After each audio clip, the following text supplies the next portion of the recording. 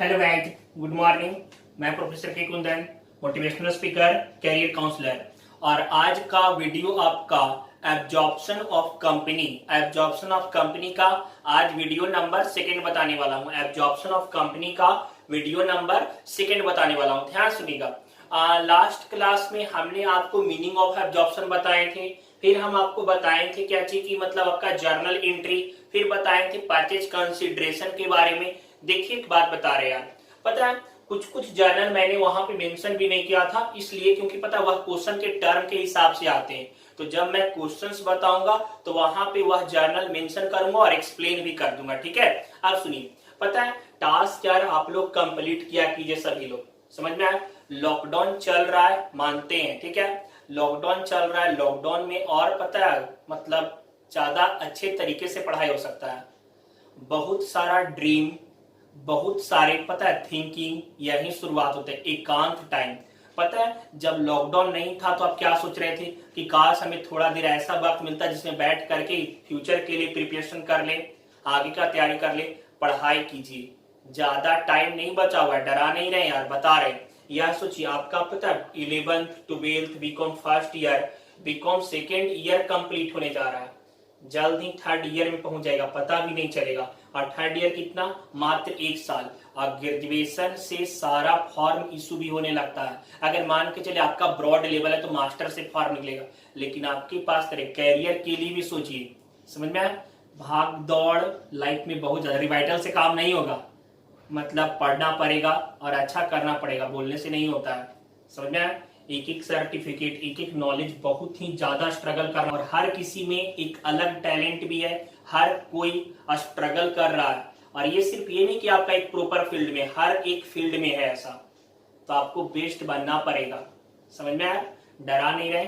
Second year और third year 2 साल बस आपके पास टाइम है, इस 2 साल में खुद को अच्छा बनाइए, समझ में आया। आप याद देखिए किस चीज का आपको प्रिपरेशन करना है, आगे कैरियर आपका क्या है, और उसमें एकदम पता है एकदम एफर्ट लगा के लग जाइए, समझ में, उसका दूसरा खुशी होगा। नहीं चलते हैं, आपका आज मैं एग्जाम्पल नंबर 1 बताऊंगा। हाँ गाइस, एग्जाम्पल नंबर 1 में चलते हैं। और यह क्वेश्चन आपका कह रहा है यहाँ पे कि A company limited was taken over by B limited. A company limited को B company limited take over कर लिया, ठीक है। 1 जनवरी 2015 को, जो आपको पीडीएफ भेजा हूं उस पे 2015 लिखा। अगर आपके पास करेंट बुक है तो वहां पे करेंट लिखा हुआ होगा, ठीक है। किन्हीं का पुराना बुक था तो पुराना भी लिखा हुआ है, कोई इश्यूज नहीं उसके लिए डेट का, ठीक है। अब आगे देखिए, कह रहा है B company limited assume the liabilities and taken over all assets book value। देखिए ध्यान से, बी लिमिटेड जो है वह सारा एसेट्स और लाइबिलिटीज को टेक ओवर कर दिया, मतलब कोई भी लाइबिलिटीज को पेड आउट करके बाहर नहीं कर दिया। जितना एसेट था, जितना लाइबिलिटीज था, सारे एसेट्स और लाइबिलिटीज को टेक ओवर कर लिया। क्लियर, यहां तक क्लियर है। आगे सेकेंड बोल रहा है क्या कि B company limited to discharge the debenture in A company limited at 105% by the issue of new debenture at 6%। क्या हुआ ना यार मतलब 105% क्या हुआ ना कि मतलब जो मतलब ए लिमिटेड का पहले से डिवेंचर था उसको क्या किया ना 5% उसका मतलब रेट ऑफ रिटर्न था, उसको 6% कर दिया, कन्वर्ट कर दिया, वो बताएंगे आगे, ठीक है। आगे अच्छा, ये परचेज कंसीडरेशन के लिए दिया हुआ है, या आपको जब परचेज कंसीडरेशन का वर्किंग नोट करेंगे वहां पे बताएंगे, ठीक है। अब आगे लायबिलिटीज को टेक ओवर कर लिया। सबसे पहला एंट्री बताया था रियलाइजेशन वाला, वह एंट्री करेंगे। चलिए देखिए हम एंट्री कर रहे हैं, ध्यान दीजिएगा।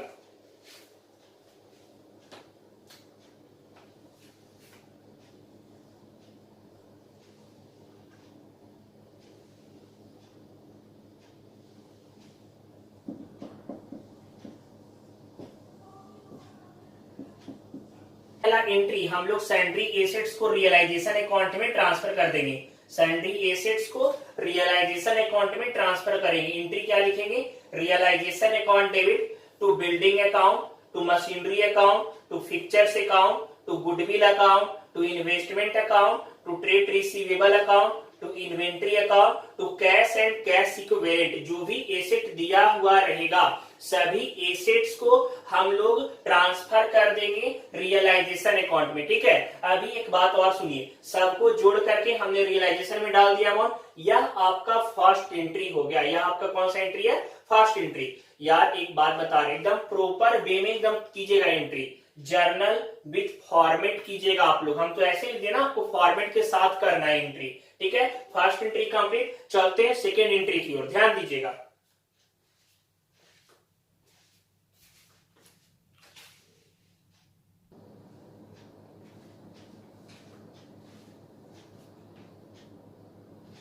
हाँ गाइस, आगे चलते हैं, ध्यान दीजिएगा। वह आपका जर्नल एंट्री 2 कह रहा है यहाँ पे, देखिए यहाँ पे आउटसाइडर लायबिलिटीज में ट्रेड रिसीवेबल भी था, डिवेंचर भी था गिवन 2,40,000 का। लेकिन आप क्वेश्चन को अच्छे से पढ़िए, क्या कह रहा है ना, बी लिमिटेड जब ए लिमिटेड को अक्वायर किया, बी लिमिटेड जब ए लिमिटेड को क्या कर लिया?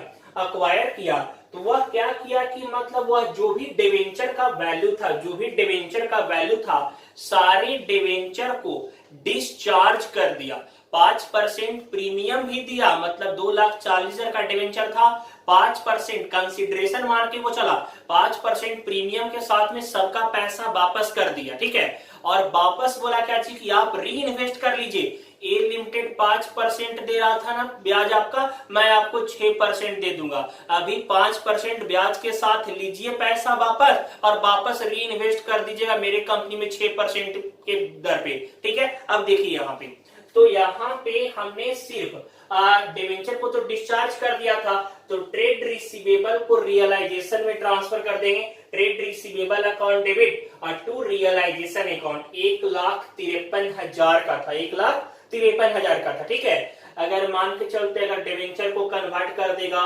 किसी लायबिलिटीज को पेड कर देगा, तो उसका एंट्री हम लोग रियलाइजेशन में नहीं लिखेंगे, उसका एंट्री हम लोग रियलाइजेशन में नहीं लिखेंगे। यहाँ पे ट्रेड रिसीवेबल ही सिर्फ ट्रांसफर रियलाइजेशन में, तो ट्रेड रिसीवेबल अकाउंट डेबिट और टू रियलाइजेशन अकाउंट, यहाँ तक क्लियर। अब सुनिए, थर्ड एंट्री हम आपको कल बताए थे परचेज कंसिडरेशन ड्यू का, और एंट्री लिखाए थे new company account debit to realisation account. यहाँ पे न्यू कंपनी जो अक्वायर कर रही है, जो एब्जॉर्ब कर रही है, उस कंपनी का नाम है बी लिमिटेड। तो B limited account debit to realisation account, यहाँ पे अक्वायर कर लिया।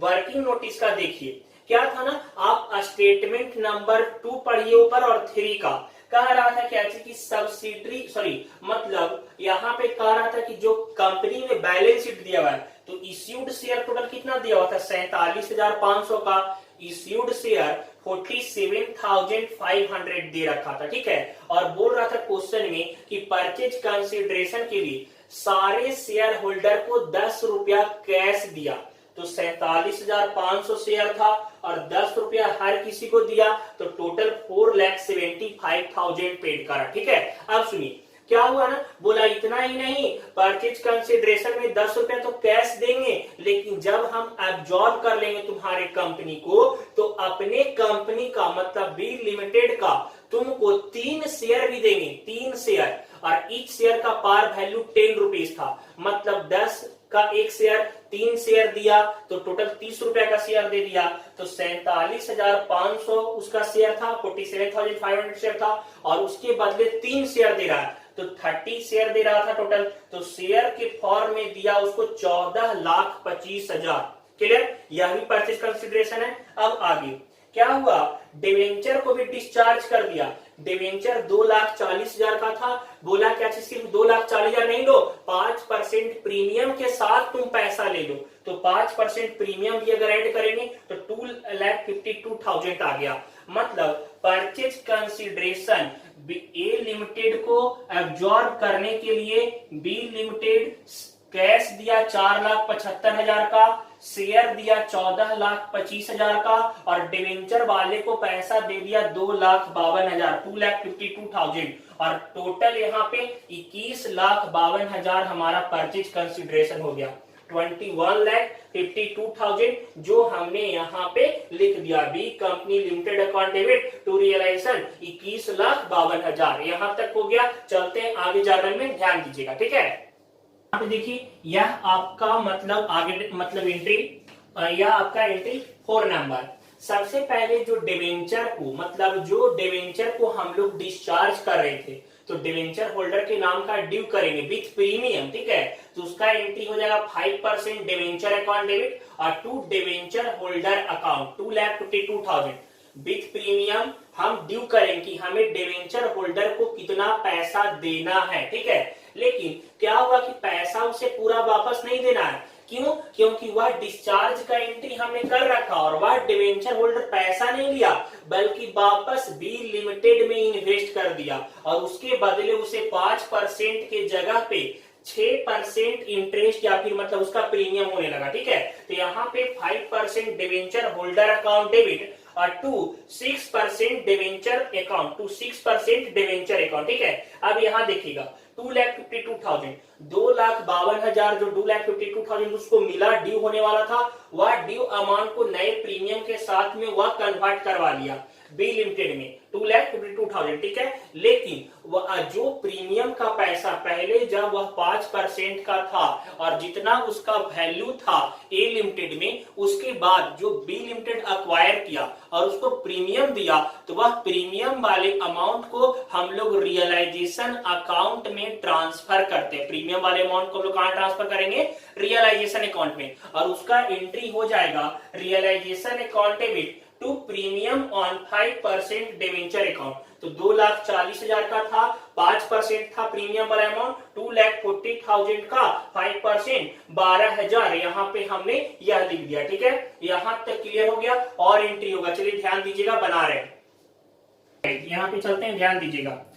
बात करें यहाँ पे इंटरनल लाइबिलिटीज को ट्रांसफर किए हैं हम लोग शेयर होल्डर के अकाउंट में। इसका एंट्री हमने कल बताया था, share capital account debit, reserve account debit, profit and loss account debit. ये जरूरी नहीं कि रिटेन अर्निंग देगा ही देगा, जो देगा इंटरनल लायबिलिटी उसको डेबिट किए और शेयर होल्डर को क्रेडिट किए। टोटल 13,49,200 13,49,200। यहां तक क्लियर हो गया। अब एक बात ध्यान से सुनिएगा, क्या हुआ ना, यहाँ पे realisation account debit to equity share holder account या रियलाइजेशन प्रॉफिट का एंट्री मैंने कर दिया यहाँ पे, लेकिन आपको यह एंट्री करने से पहले रियलाइजेशन अकाउंट बना लीजिएगा। क्या बना लीजिएगा? Realisation account. यह एंट्री तो मैंने यहाँ पे लिख दिया, सबको यह सॉल्यूशन था, वर्किंग नोट करके मैंने साइड से लिख दिया, ठीक है। लेकिन यहाँ पे आपको पहले रियलाइजेशन अकाउंट बनाना है, वहां से प्रॉफिट या लॉस आपका आएगा, तो वह एंट्री तब आपको यह करके अमाउंट डालना है, ठीक है। इसके बाद मैं रियलाइजेशन अकाउंट बनाऊंगा। चलिए ध्यान दीजिएगा, यहां तक राइट डाउन कर लीजिए।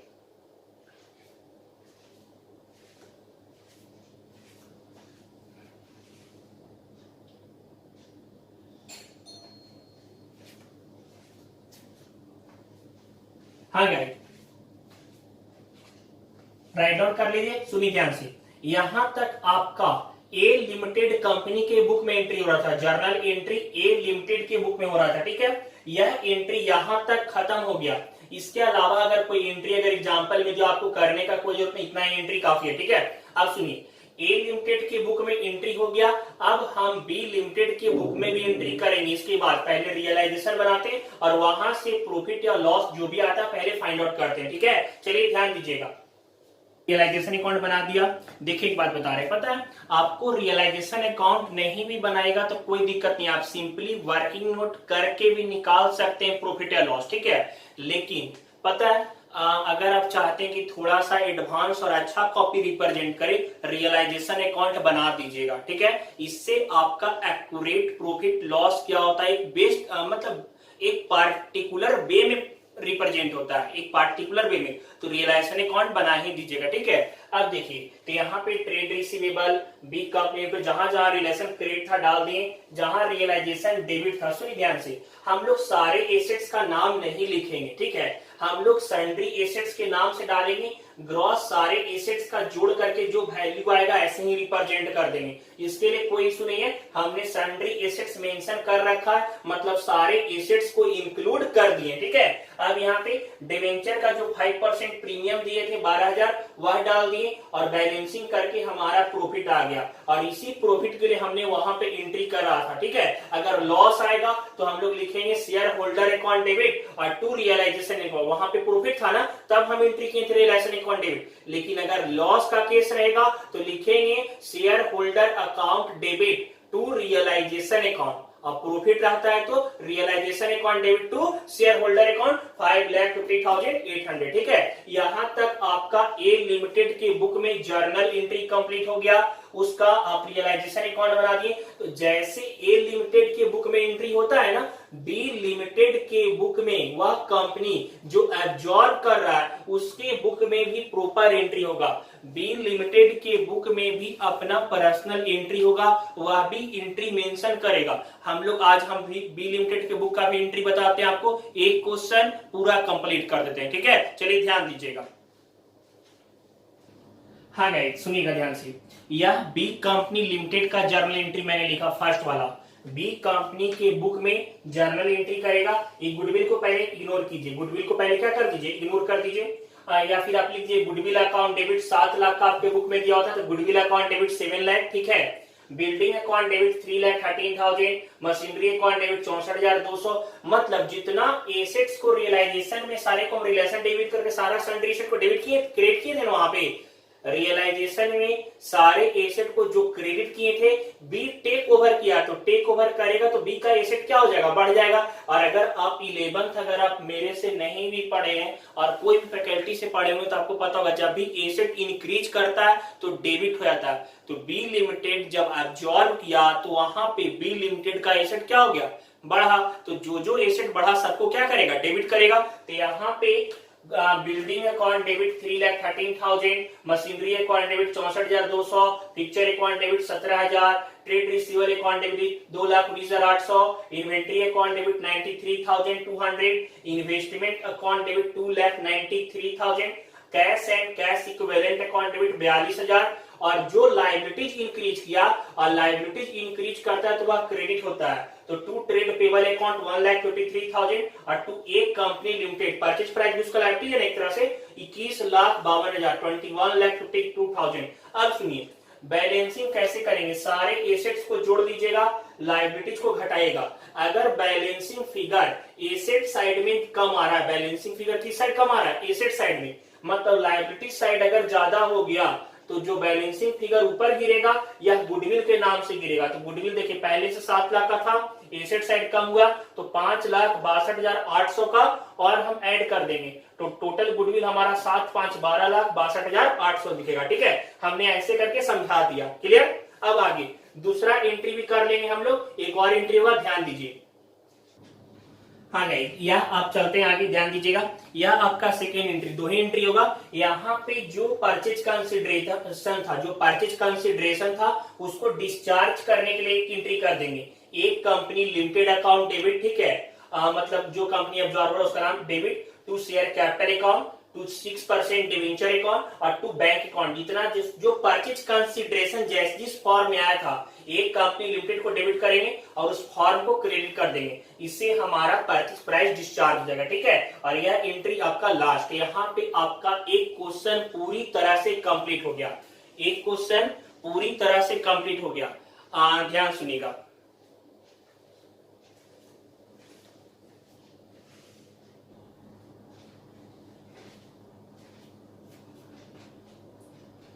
हाँ यार, यह आपका एक क्वेश्चन पूरी तरह से कंप्लीट हो गया। अब सुनिए एक बात बता रहे हैं, देखिए यार अभी लॉकडाउन चल रहा है तो सिर्फ लॉकडाउन के टाइम तक मैं मतलब नहीं पढ़ा रहा हूँ ऑनलाइन, बाहर से भी स्टूडेंट लोग एडमिशन लिए हैं। ठीक है, तो मैं उनको भी पढ़ाना है और हमेशा फ्यूचर टाइम के लिए पढ़ाऊंगा।